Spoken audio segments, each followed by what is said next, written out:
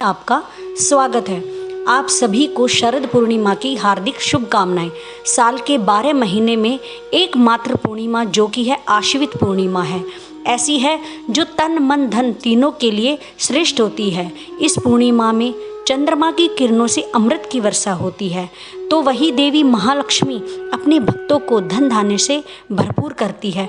मान्यता ये भी है कि माँ लक्ष्मी धरती पर विचरण करती है और पूछती है कौन कौन जाग रहा है। घर घर महालक्ष्मी देखती है कि कौन कौन सा भक्त सच्ची उपासना कर रहा है। इस पूर्णिमा का इतना महत्व है कि आयुर्वेद आचार्य साल भर शरद पूर्णिमा का इंतजार करते हैं। सभी जड़ी बूटियों को शरद पूर्णिमा की चांदनी में रखते हैं। चंद्रमा को वेदों के मन का स्वामी भी कहा गया है, मन का स्वामी माना जाता है।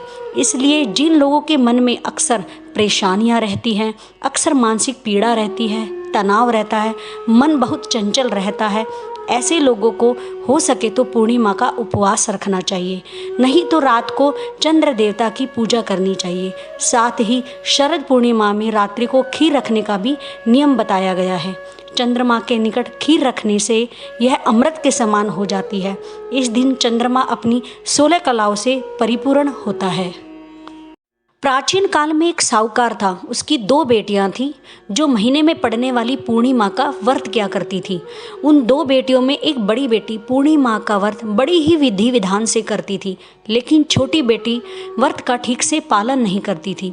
साहूकार की 2 बेटियां समय के साथ साथ धीरे धीरे बड़ी होने लगी और साहूकार ने उनका विवाह कर दिया।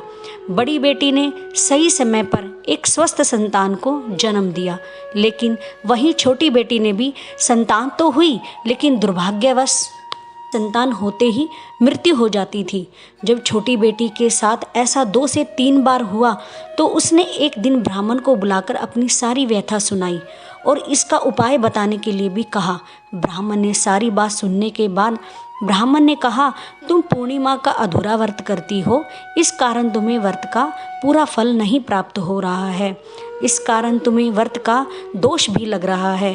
ब्राह्मण की बात सुनकर छोटी बेटी ने पूर्णिमा का व्रत पूरे विधि विधान से करने का निश्चय किया और अश्विनी पूर्णिमा आने से पहले ही साहूकार की छोटी बेटी ने एक सुंदर पुत्र को जन्म दिया, लेकिन उसकी भी इस बार मृत्यु हो गई। उसने इस बार अपने बेटे के शव को चौकी पर रखकर एक कपड़े से ढक दिया। जब उसकी बड़ी बहन आई तो उसने अपनी बहन से बोला कि इस चौकी पर बैठ जा, जिस पर उसने अपने मृत बालक को रखा हुआ था। बड़ी बहन जैसे ही बैठने लगी कि उसका घाघरा बच्चे को छू गया। घाघरा छूते ही मृत बालक जीवित हो गया और रोने लगा।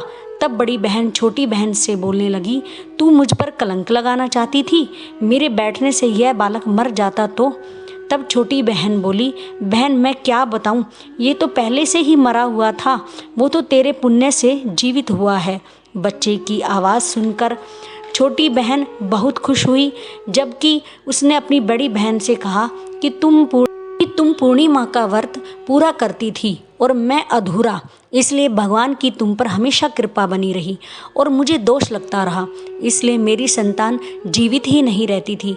आज तुम्हारे भाग्य से मेरी संतान जीवित हो गई।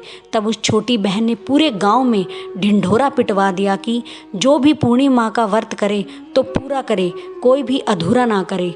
इसके बाद छोटी बहन ने पूरे विधि विधान से शरद पूर्णिमा का व्रत पूरा किया। अश्विनी पूर्णिमा को शरद पूर्णिमा भी माना जाता है, लेकिन ब्रज क्षेत्र में शरद पूर्णिमा को रास पूर्णिमा भी कहा जाता है, क्योंकि ऐसा कहा जाता है द्वापर युग में शरद पूर्णिमा की चांदनी रात में ही भगवान कृष्ण ने अपनी गोपियों के साथ और राधा जी के साथ रास किया था, इसलिए इसे शरद पूर्णिमा भी कहा जाता है। कहते हैं जब वृंदावन में भगवान श्री कृष्ण रास रचा रहे थे तब चंद्रमा सब देख रहा था। वो इतना भाव विभोर हो गया कि धरती पर अमृत की वर्षा आरंभ कर दी। आइए दोस्तों, अब मैं आपको शरद पूर्णिमा की कथा सुनाती हूँ। यदि मेरी यह कथा आप सभी को पसंद आए तो मेरे चैनल को सब्सक्राइब और लाइक करना ना भूलिएगा।